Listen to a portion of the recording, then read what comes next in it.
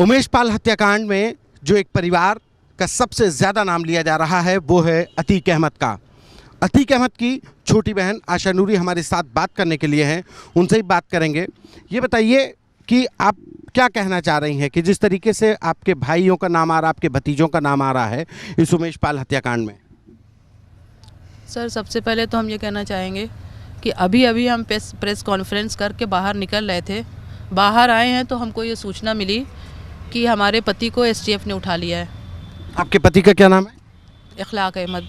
अच्छा, उनको एसटीएफ ने उठा लिया। और हम आए थे प्रेस में इसलिए कि हमारे दोनों भाइयों का एनकाउंटर का ख़तरा है। हम लोगों को 4 दिन तक रखा गया था पूछताछ के लिए। वहाँ पर 4 दिन से हम तीनों को वहाँ पर करेली महिला डेस्क में 4 दिन से परिवार वालों को कोई पता नहीं दिया गया था कि हम लोग कहाँ हैं। हमारा परिवार और हमारी भाभी के छोटे छोटे बच्चे सब परेशान थे, उनका पेपर चल रहा था। तो अब हम प्रेस में आ जाए थे। हमारा स्वास्थ्य बिगड़ गया था। हमको रात के 3 बजे हम लोगों को उठाया गया था, 3:30 बजे। किस तारीख को उठा, कब, कौन सी तारीख को उठाया गया? हमारी संख्या में फोर्स आई थी, पूरे प्रशासन की फोर्स लगी थी, हम लोगों को उठा ले आई थी। और अभी अभी हम इसीलिए आए थे कि हमारे दोनों भाइयों को एसटीएफ अमिताभ यश से ख़तरा है कि वो पूछताछ के जो बहुचर्चित हत्याकांड हुआ है इसमें हमारे दोनों भाइयों को जेल से बाहर निकाल के इनकाउंटर कर सकते हैं, कि इसमें इनका प्लान था। वो कई साल से सर जेल में थे। वो उसमें हमारी भाभी को मेन रीज़न सर उसमें ये है कि हमारी भाभी बसपा से में जब से ज्वाइन किया है तब से जो यहाँ के मेयर है वो नहीं चाहती कि हमारी भाभी मेयर इलेक्शन लड़े, क्योंकि उनको भारी सपोर्ट मिल रहा है। और अब हम लोग जब अपनी गुहार लगाने प्रेस में गए, मुख्यमंत्री जी से भी हम गुहार लगा रहे हैं मेरे दोनों भाइयों की सुरक्षा की जाए, उनसे जो भी इन्वेस्टिगेशन पूछताछ है जेल के अंदर कर ली जाए। दोनों भाइयों से, अशरफ से भी और सांसद भूतपूर्व सांसद अतीक अहमद जी से भी और भूतपूर्व विधायक अशरफ से भी। तो क्या सिर्फ इन्वेस्टिगेशन उनसे करना है, उनको जेल के अंदर ही से कर ली जाए, बाहर उनको न निकाला जाए। बहुत उनका सर एसटीएफ जो अमिताभ यश जी हैं, इन्होंने हम लोगों को टॉर्चर किया कि बचेंगे नहीं, एनकाउंटर कर देंगे हम। अच्छा, ये जो जिस तरीके से हत्याकांड को अंजाम दिया गया उसमें नाम आया परिवार में। सुनिए, अब हम प्रेस में आए, अभी हम बाहर निकल के आ रहे हैं और हमारे पति को एसटीएफ ने उठा लिया। उनका इस केस से क्या लेना देना है सर?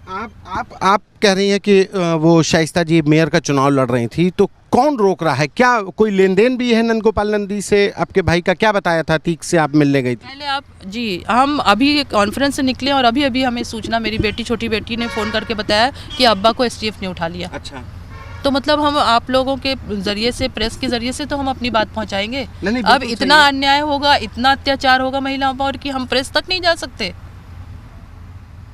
आप लोग मिलने गई थी परिवार उनसे, अतीक जी से मिलने गई थी, तो कोई लेन देन बताया था? 1 साल पहले विधायक सांसद अपने भाई से मिलने गए थे। 1 साल पहले जब मिलाई शुरू हुई थी, लॉकडाउन में मिलाई बंद थी, उसके बाद जब खुली तब हम अपनी भाभी जी के साथ गए थे।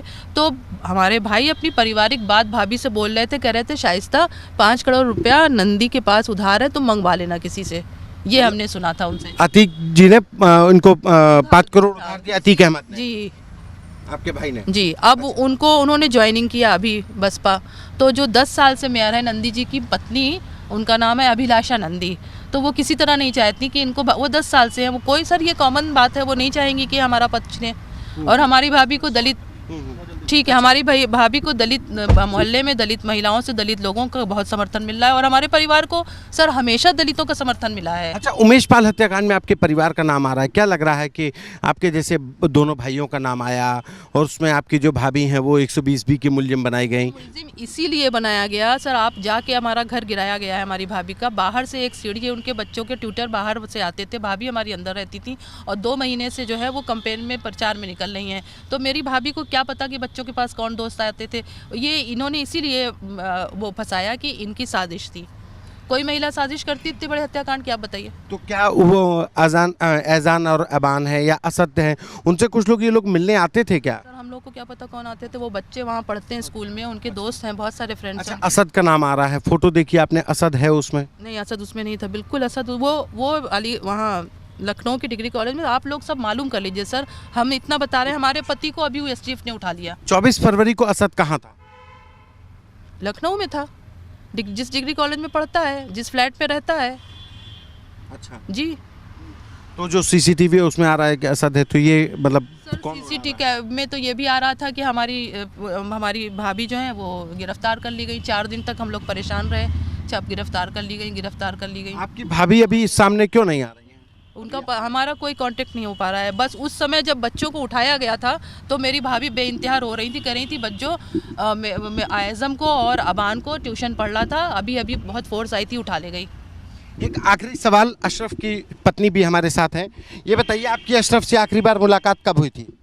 हमारी मुलाकात तो 1 साल हो गया। 1 साल जी। तब से कोई मुलाकात नहीं? जी, कोई मुलाकात नहीं हुई। कभी आपको इल्म था कि उमेश पाल हत्याकांड में कोई किस तरीके से कभी कुछ इल्म हुआ? नहीं सर, कोई उमेश पाल हत्याकांड में इन लोगों का कोई लेना देना नहीं है। ना मेरे जेठ ना मेरे पति का कोई लेना देना नहीं है। वो क्यों ऐसा करेंगे? गवाही तो पहले हो चुकी थी 2016 में, क्यों करेंगे ऐसा? गवाही देने के पहले अगर करते तो होता कि हाँ इन लोगों ने ही करवाया है। गवाही तो पहले हो चुकी थी, इन लोगों को कोई लेना देना नहीं है। कांड में वो पैरवी कर रहे थे। ये बताइए सर, इतने चर्चित हत्याकांड में मेरे पति का क्या रोल हो सकता है जो हमारे पति को स्टेप उठा ले गई है? हम एक सवाल मीडिया से हम ये करना चाहते हैं कि हमारे पति का इससे क्या मतलब हो सकता है? ये अतीक अहमद और अतीक अहमद की छोटी बहन है आयशा और अशरफ की पत्नी थी, जिनका कहना है कि उमेश पाल हत्याकांड से उनके भाइयों का कोई लेना देना नहीं है और उनको लगता है कि उनके दोनों भाइयों को पूछताछ के बहाने जेल से निकालकर उनका एनकाउंटर किया जा सकता है।